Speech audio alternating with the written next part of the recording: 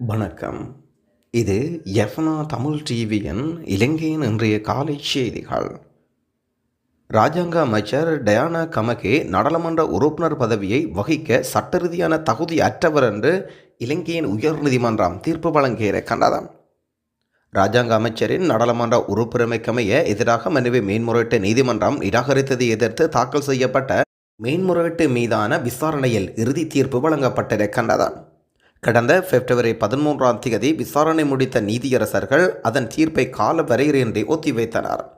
எனினும் இராஜாங்க அமைச்சர் நாடாளுமன்ற உறுப்பினர் பதவி மற்றும் பிரஜா உரிமைக்கு எதிராக தாம் செய்த மனு மேன்முறையீட்டு நீதிமன்றத்தினால் நிராகரிக்கப்பட்டு 2 வாரங்களின் பின்னர் சமூக ஆர்வலர் இந்த மேன்முறையீட்டு மனுவை முன்வைத்திருந்தார்.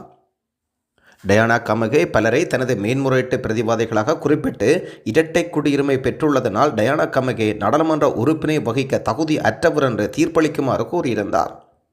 இலங்கையில் இராஜாங்க அமைச்சர் டயானா கமகே நாடாளுமன்ற ஆசனம் தொடர்பில் தாக்கல் செய்யப்பட்ட மேன்முறையீட்டு மனு மீதான தீர்ப்பானது வழங்கப்பட்டது.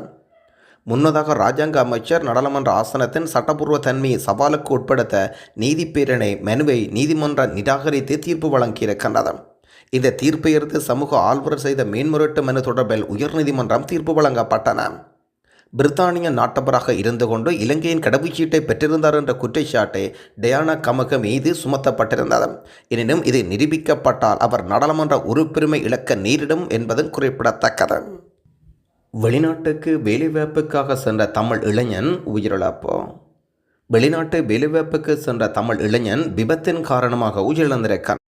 பணிக்காக சென்ற நேரத்தில் இந்த அனர்த்தம் இடம்பெற்றுள்ளது. மஸ்கலிய தோட்டம் பிரிவினைச் சேர்ந்த 24 வயதான துரைராஜ் ராஜ்குமார் டெவின்சன் என்பவரை உயிரிழந்திருக்கின்றார். ஒரு வருடத்துக்கு முன்னர் இலங்கையிலிருந்து மலேசியாவுக்கு சென்றுள்ளார். தண்ணீர் போத்தல் விற்பனை செய்யும் நிறுவனம் ஒன்றில் பணியாற்றிய நிலையில் உயிரிழந்திருக்கின்றார். அங்கிருக்கும் ஒரு வகையான பொருள் வெடித்ததன் காரணமாக இந்த உயிரிழப்பு சம்பவம் இடம்பெற்றிருக்கின்றது. அவரது சடலம் இலங்கை கொண்டு வருவதற்கான ஏற்பாடுகளை அவரது உறவுகள் மேற்கொண்டு வருகின்ற விடயம் குறிப்பிடத்தக்கது. நோர்வே நாட்டில் யாழ்ப்பாணத்தைச் சேர்ந்த தமிழன் துஷ்யந்தன் காருக்குள் எரிந்த நிலையில் சடலமாக மீட்போம். 2 பிள்ளைகளின் தந்தையான இவர் காரில் எரிந்த நிலையில் சடலமாக மீட்கப்பட்ட சம்பவம் பெரும் துயரத்தை ஏற்படுத்தியிருக்கின்றது. அந்த நாட்டில் குடும்பத்துடன் வசித்து வந்த யாழ்ப்பாணத்தைச் சேர்ந்த 2 பிள்ளைகளின் தந்தையான அரச ரத்னம் துஷ்யந்தன் என்ற இளம் குடும்பஸ்தரே இவ்வாறு சடலமாக மீட்கப்பட்டுள்ளார். இந்த சம்பவம் கொலையா தற்கொலையா என்ற கோணத்தில் அந்த நாட்டு போலீசார் விசாரணை மேற்கொண்டு வருவதுடன் இந்த சம்பவம் நோர்வே வாழ் தமிழ் மக்கள் மத்தியில் பெரும் துயரங்களையும் அச்சங்களையும் ஏற்படுத்தியிருக்கிறது. டயானா கமகவின் வெற்றிடத்துக்கு முஜிபுர் ரஹ்மான் நியமனம். டயானா கமகவின் நாடாளுமன்ற உறுப்பினர் பதவி நீக்கப்பட்டதன் காரணமாக வெற்றிடமாக இருக்கும் நாடாளுமன்ற உறுப்பினர் பதவிக்கு முன்னாள் நாடாளுமன்ற உறுப்பினர் முஜிபுர் ரஹ்மான் நியமிக்க ஐக்கிய மக்கள் சக்தியின் தலைவர் சஜித் பிரேமதாச தீர்மானித்துள்ளார். அதன் அடிப்படையில் முஜிபுர் ரஹ்மானின் பெயர் தேர்தல் ஆணையத்தில் அனுப்பப்பட்டுள்ளது. கடந்த தேர்தல் கொழும்பு மாவட்டத்தில் போட்டியிட்டு நாடாளுமன்றத்துக்கு தெரிவான முஜிபுர் ரஹ்மான் உள்ளூராட்சி தேர்தலில் கொழும்பு மேயர் வேட்பாளராக போட்டியிடுவதற்காக அந்த பதவியை ராஜினாமா செய்ய தீர்மானித்திருந்த விடயமும் குறிப்பிடத்தக்கது. விடுவிக்கப்பட்ட காணிகளுக்கு செல்ல பிரவேசிக்க வீதி அனுமதிகள் தேவை. யாழ்ப்பாணம் தெல்லிப்பளை விடுவிக்கப்பட்ட காணிகளுக்குள் பொதுமக்கள் பிரவேசிப்பதற்கான பாதை அனுமதி வழங்கப்பட்டுள்ளன. யாழ்ப்பாணம் வசாவுளான் கிழக்கு, வசாவுளான் மேற்கு, பலாலி வடக்கு, பலாலி கிழக்கு, பலாலி தெற்கு ஆகிய கிராம அலுவலர் பிரிவுகளுக்கு உட்பட்ட 234 ஏக்கர் காணி அண்மையில் விடுவிக்கப்பட்டது. இந்த காணிக்குள் பொதுமக்கள் பிரவேசிப்பதற்கான பாதைகள் திறக்குமாறும் இணைந்த வீதிகளை பயன்படுத்த அனுமதிக்குமாறும் வடமாகாண ஆளுநர் சார்ல்ஸ் பாதுகாப்பு தரப்பினருக்கு அறிவுறுத்தலை வழங்கியிருந்தார். குறித்த பகுதியில் 327 குடும்பங்கள் காணி உரிமை கோரி பதிவு செய்திருப்பதுடன் அவர்களில் 171 குடும்பங்களைச் சேர்ந்தோர் தங்களின் காணிகளை அடையாளப்படுத்தி துப்புரவு செய்யும் பணிகளை ஆரம்பித்துள்ளதாக வடமாகாண ஆளுநர் அலுவலகம் அறிவிக்கின்றது. யாழ்ப்பாணம் பொன்னாலை பருத்துறை கடற்கரை வீதிகளில் கண்ணகியம்மன் கோவில் சந்தையிலிருந்து நாகதம்புரான் கோவில் வீதியூடாக விடுவிக்கப்பட்ட காணிக்குள் பிரவேசிக்க முடியும். வீரப்பளை வீதியில் பலாலி வீதிக்கு நோக்கி 100 மீட்டர் தூரத்துக்கு வீரப்பளை சந்தையில் தெற்கு நோக்கி தம்பளை வீதியினூடாக விடுவிக்கப்பட்ட காணிக்குள் பிரவேசிக்க முடியும் என்றும் வடமாகாண ஆளுநர் அலுவலகம் விடுத்துள்ள அறிக்கையில் சொல்லப்படுகின்றது. வாடிக்கையாளர்களுக்கு மக்கள் வங்கி வழங்கியிருக்கும் விசேட அறிவுறுத்தல். மக்கள் வங்கியில் வேலைவாய்ப்பு தொடர்பில் வெளியாகும் விளம்பரங்கள் தொடர்பில் மிக அவதானமாக இருக்குமாறு நாட்டு மக்களுக்கு அறிவுறுத்தல் வழங்கப்படுகின்றது. குறித்த அறிவுறுத்தலில் உயர்தரத்தில் தேர்ச்சி பெற்ற 18 தொடக்கம் 30 வயதிற்கு உட்பட்ட இளைஞர் யுவதிகள் மக்கள் வங்கியில் வேலைவாய்ப்புகள் இருப்பதாகவும் முழுமையான விவரங்கள் அறிய கீழே இருக்கும் லிங்கை கிளிக் செய்யவும் என்று பேங்க் கமெண்ட் செய்யவும் என்று கோரி விளம்பரங்கள் முற்றிலும் போலியான மோசடியாகும் என்பதை விளம்பரத்தில் மக்கள் வங்கிக்கும் எந்தவித தொடர்பும் இல்லை என்பதை இந்த மோசடிக்காரர்களின் செய்களில் சிக்கிக்கொள்ள வேண்டாம் என்று வேண்டுகோள் வைக்கப்படுகின்றது. கொழும்பில் சினிமா பாணியில் நடந்த பயங்கரம் பணக்கார தந்தையின் மிக மோசமான செயல் அம்பலம். கொழும்பில் பெற்றோரின் எதிர்ப்பை மீறி திருமணம் செய்து கொண்ட மகளுக்கு தந்தையால் உயிர் அச்சுறுத்தல் விடுக்கப்பட்டதாக முறைப்பாடு ஒன்று பதிவு செய்யப்படுகின்றது. பனம்பெட்டியை வசித்து வரும் புதுமண தம்பதியினரே இவ்வாறு எச்சரிக்கை வழங்கப்பட்டிருப்பதுடன் தந்தையின் தொடர் அழுத்தங்கள் தாங்க முடியாத தம்பதியினர் வெளிநாடு சென்று தப்பிச் சென்றனர். அங்கு பல்வேறு அழுத்தங்கள் தந்தையினால் மேற்கொள்ளப்பட்டதாகவும் கடும் அழுத்தம் காரணமாக மீண்டும் இலங்கை திரும்பிய தம்பதி கொழும்பில் வசித்து வந்துள்ளனர். கடந்த 29ஆம் தேதி பிற்பகல் பன்னிப்பெட்டியில் இருக்கும் இளைஞனின் வீட்டுக்கு குற்றப்புலனாய்வு திணைக்கள அதிகாரிகள் தம்மை அடையாளப்படுத்தி சிலர் வந்துள்ளனர். இதன்போது வீட்டிருந்த தாயின் கையடக்க தொலைபேசியை சோதனையிட்டதாகவும் தாயாரை அச்சுறுத்தியதாகவும் அந்த இளைஞனின் புகைப்படங்கள் சிலவற்றை தமது அலைபேசிக்கு அனுப்பி வைத்துக் கொண்டதாக அறிய முடிகின்றது. அன்று பிற்பகல் அந்த இளைஞனின் தந்தை அதிகாரிகள் என்று கூறிக்கொண்டவர்களின் தொலைபேசி எண்ணுக்கு அழைப்பு விடுத்துள்ளார். பின்னர் மகளின் தந்தைக்கு சொந்தமானது என்று கூறப்படும் தலவத்கொடையில் இருக்கும் கொட்டல் ஒன்றில் மூவரும் மது அருந்தியுள்ளனர். பின்னர் 3 அதிகாரிகள் இருவர் கொட்டல் வளாகத்தில் மறைந்திருந்த நிலையிலும் மற்ற நபர் காரில் தப்பிச் செல்லும் போதும் பிரதேசவாசிகளால் பிடிக்கப்பட்டு மகரகம போலீசாரிடம் ஒப்படைக்கப்பட்டுள்ளனர். கை செய்யப்பட்ட சந்தேக நபர் நீதிமன்றத்தில் முன்னிலைப்படுத்தப்பட்ட பின்னர் பிணையில் விடுவிக்கப்பட்டுள்ளனர். குற்றப்புலனாய்வு திணைக்களத்தைச் சேர்ந்தவராக காட்டிக்கொண்ட குறித்த சந்தேக நபர் துறைமுக பணியாளர் என்றும் மற்ற இருவரும் பயங்கரவாத விசாரணை பிரிவினைச் சேர்ந்தவர்கள் என்றும் தற்பொழுது அவர்கள் பணிநீக்கம் செய்யப்பட்டவர்கள் என்றும் போலீசாரின் முதல்கட்ட விசாரணைகள் சொல்லப்படுகின்றன. அண்மை நாட்களாக கொழும்பு மற்றும் புறநகர் பகுதிகளில் ஓய்வற்ற இராணுவ வீரர்களாக இருந்து கொண்டு இதுபோன்ற குற்றச் செயல்களை தொடர்ந்தும் செய்து வந்த வண்ணம் வருகின்ற விடயம் குறிப்பிடத்தக்கது.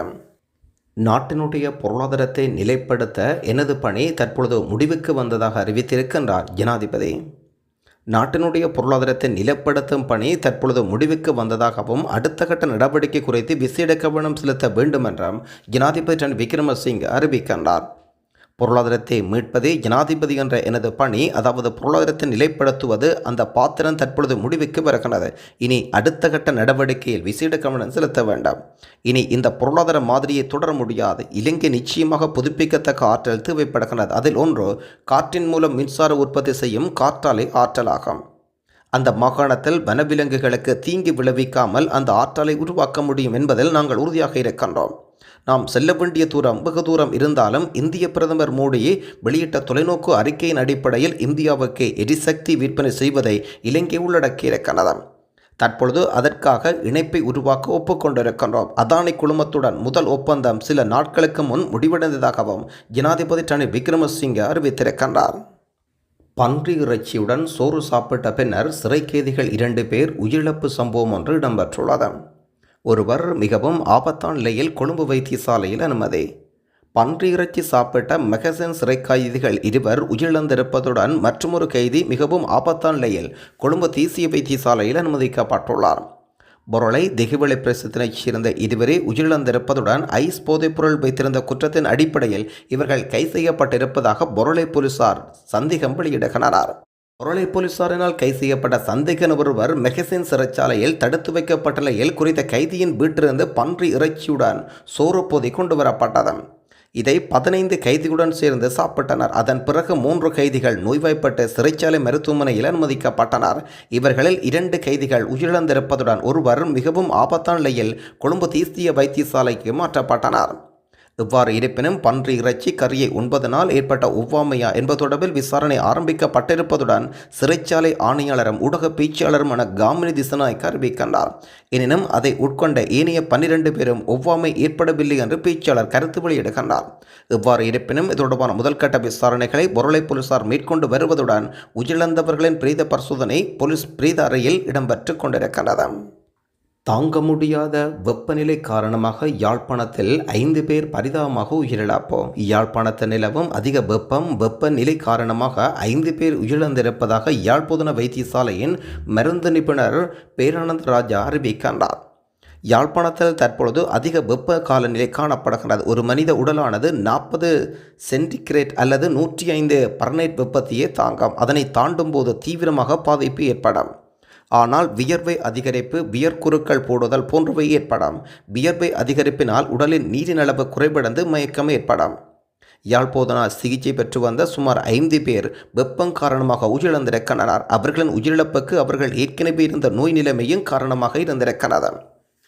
குறிப்பாக தர்பூசணி, வெள்ளரிப்பழம், தோடம்பழம் போன்ற பழங்களை உண்ண வேண்டும். குளிர்ந்த நீரில் முகத்தை கழுவ வேண்டும். கண் புருவங்கள் அடிக்கடி நீரினால் கழுவிக்கொள்ள வேண்டும். அதனூடாக உடலின் வெப்பநிலை தணிக்க முடியும். உடலின் வெப்பநிலை குறைப்பதனூடாக வெப்பத்துக்கு எதிராக உங்களால் தடுக்க முடியும் என்று கருத்து வெளியிட்டுள்ளார்.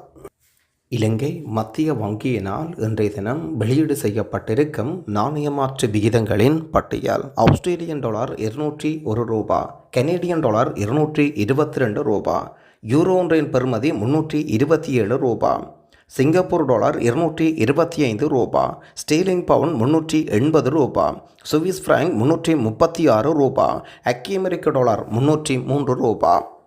தொடர்ந்து மத்திய கிழக்கு நாடுகளுக்குரிய நாணய பெறுமதிகளாக பஹ்ரைன் தினார் 794 ரூபா, குவைத் தினார் 974 ரூபா, ஓமான் ரியால் 778 ரூபா, கட்டார் ரியால் 82 ரூபா, சவுதி அரேபியா ரியால் 79 ரூபா, ஐக்கிய அரபு ராச்சியம் திர்ஹம் 81 ரூபா.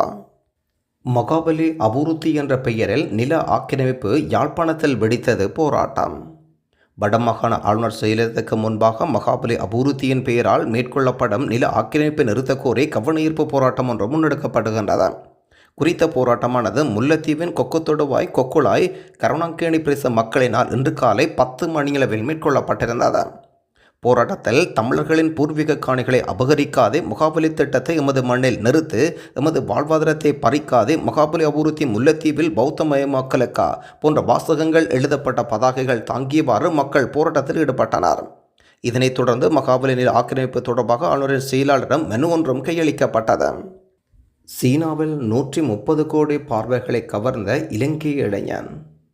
இலங்கையில் பூக்கொந்துகளை விற்கும் இளைஞர் ஒருவரின் காணொளி சீனாவில் 130 மில்லியனுக்கும் அதிகமான பார்வைகளை கவர்ந்து சாதனை படைத்திருக்கிறது. கம்பளின் நுவரெலியா வீதியில் பூக்கொத்துகளை விற்கும் வியாபாரியான திலீப் மதுசங்க என்பவரின் காணொலியே இவ்வாறு வைரலாகி இருக்கிறது. ஹோத்மலையைச் சேர்ந்த ஏழ்மையான குடும்பத்தில் 3வது பிள்ளையான இவர் 8 வருடங்களாக நாள்தோறும் 15 கிலோமீட்டர் வரை பூங்கொத்துக்களை கையில் ஏந்தியபடி வெளிநாட்டு பயணிகளை ஏற்றிச் செல்லும் வாகனத்தில் ஓட்டத்தை ஈடு செய்து பயணிகளிடம் அந்த பூங்கொத்துக்களை விற்கும் கிடைக்கும் பணத்தில் தன் குடும்பத்தின் அன்றாட செலவுகளை கவனித்து வருகின்றார். இந்த நிலையில் அண்மையில் இலங்கை வந்திருந்த சீன பெண்ணுக்கு பூங்கொத்துக்களை விற்பனை செய்தபோது அந்த பெண்ணின் கேமராவில் பதிவான காட்சிகள் இப்போது பல மில்லியன் பார்வைகளை கடந்திருக்கின்றன. இவர் பூங்கொத்துக்களை சுமந்து கொண்டிருக்கும் கார்ட்டூன் சித்திரங்களும் சீனர்களுக்கு மத்தியில் பகிரப்பட்டு பிரபலியமாகி வருவதாக சொல்லப்படுகின்றது.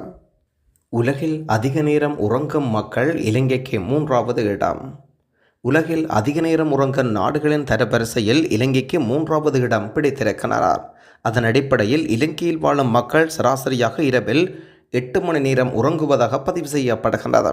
உலகில் 60 நாடுகளில் வாழும் மக்களின் சராசரி உறக்கத்தின் அளவை அடிப்படையாக கொண்டு உலகில் எந்த நாட்டில் மக்கள் இரவில் அதிக அளவு உறங்குகின்றார்கள் என்பதை கண்டறிய ஆராய்ச்சி மேற்கொள்ளப்பட்டிருந்தது. அதேவேளை ஒவ்வொரு இரவும் சராசரியாக எந்த நகரத்தில் மக்கள் அதிகம் உறங்குகின்றார்கள் என்பதை கண்டறிய ஐக்கிய ராச்சியத்தின் 40 நகரங்களில் இந்த ஆய்வு மேற்கொள்ளப்பட்டிருந்தது. இவ்வாறு மேற்கொள்ளப்பட்ட ஆய்வுகளின் அடிப்படையில் பல்கேரி, இலங்கை ஆகிய நாடுகள் உலகில் அதிக நேரம் உறங்கும் நாடுகளின் தரவரிசையில் முதல் 3 இடத்தை பெற்றுள்ளனர். அத்துடன் ஐக்கிய ராச்சியத்தின் நகரங்களின் தரவரிசையில் நார்விச் நகரம் முதலிடம் பெற்றுள்ள விடயமும் குறிப்பிடத்தக்கது.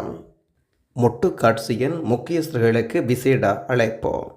ஸ்ரீலங்கா பொதுஜன பிரமுனவின் தொகுதி அமைப்பாளர்கள் கட்சியை கொழும்புக்கு அழைக்கப்பட்டிருப்பதுடன் அந்த கட்சியின் தேர்தல் பிரச்சாரம் தொடர்பான விடயங்கள் குறித்து கலந்துரையாடுவதற்கு அழைக்கப்பட்டுள்ளனர்.